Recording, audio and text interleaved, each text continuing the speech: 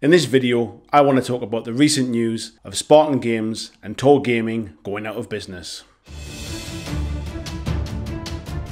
Hi folks, welcome back to the channel. Just before I get into the subject, if you haven't already subscribed, why not click the subscribe button and don't forget to click the little bell notification to make sure you don't miss any more videos from me. So on Friday, we heard the news that both Spartan Games and Tor Gaming had both decided to cease trading. Now these are basically kind of unrelated in the fact that they both announced it on the same day, but obviously very poignant that we lose two gaming companies from the industry. Tor Gaming may not be as big, and maybe not everybody's heard of them, but their game Relics has been around now since around 2010. Whilst it's not a game that's really been on my radar, I am aware of the game, and it is unfortunate that they've decided to cease trading. But it was the announcement that they put out, and along with the announcement from Spartan Games, that made me think that some of the things I've been talking about in a few videos recently seem to be kind of along the right lines. So let me put that in some kind of context. The announcement from Tor Gaming referenced very much the fact that it's a very niche wargaming hobby that we're in and a very niche wargaming market that they trade in, and that retail practices mean it's quite difficult for them to get on shelf, and it's also very difficult for them to advertise alongside the big guys, the Games Workshops, the Fantasy Flight, and these kind of people. Let me read you a few words from the actual announcement. The arrival of crowdfunding platforms certainly shook up the industry and made it even easier for new companies to appear and vie for the limited funds of customers have to spend in this hobby of ours. I've made use of them a number of times for Relics, and whilst they're good for raising funds, I have found each time I ran a project, I had a nasty taste in my mouth afterwards.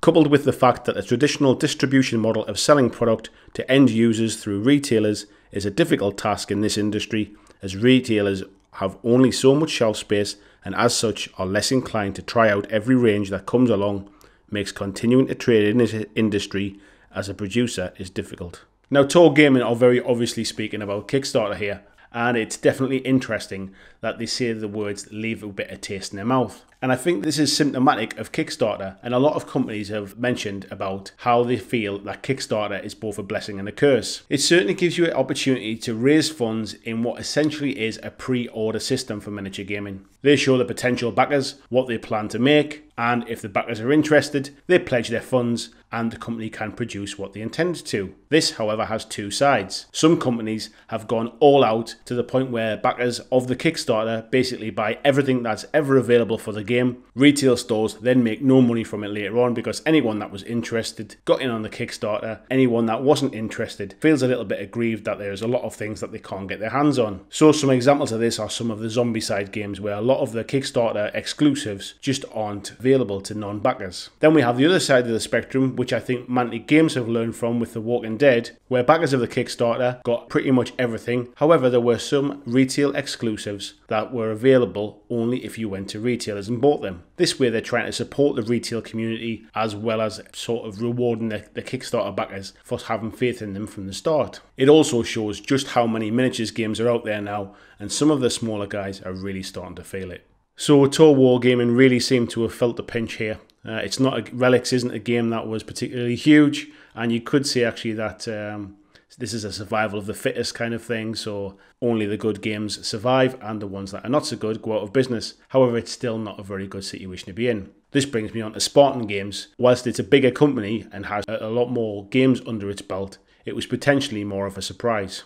So the difference with Spartan Games is one of their directors has had some very ill health, and that has put a little bit of pressure on the company as well. But I think it lies a little bit deeper than that. That's probably part of the issue and maybe lost a little bit of focus because of that. However, it appears that one of their major issues has been with the Halo license. So back when they acquired the Halo license, the year after that, made their first losses, and the company was hit quite badly. Part of this was because they brought a lot of their manufacturing in-house due to quality control issues when they outsourced it. Now what they did was, from what I can understand from reading the statements, is that they then went and got some financial backers to then try and kind of pull them out of a short-term hole, if you like. And then in the subsequent year, sales went up. However, I think the funding that they acquired was potentially a little bit beyond what they could afford to pay back, and now they're in a situation where they've had to wind up the company.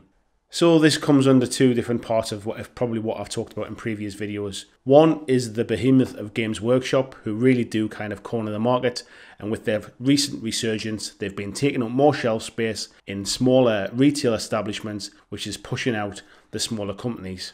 I mentioned that, and you can see that in the video here.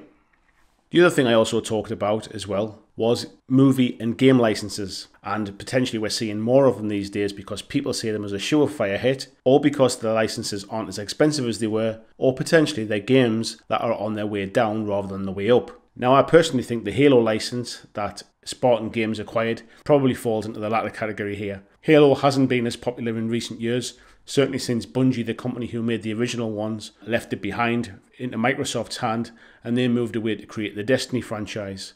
So putting all of their eggs into one basket with a new franchise, spending a lot of money to bring things in-house, maybe neglecting some of their older franchises, things like Uncharted Seas, which was discontinued, Dystopian Wars and Firestorm Armada, has meant that their original kind of supporters of their company and their games have felt a little bit pushed out, and they've maybe moved on to other things, and Halo doesn't seem to have been the success that they planned. Now, whilst none of this sounds like good news, two companies going out of business and people losing their jobs is never a good thing to hear.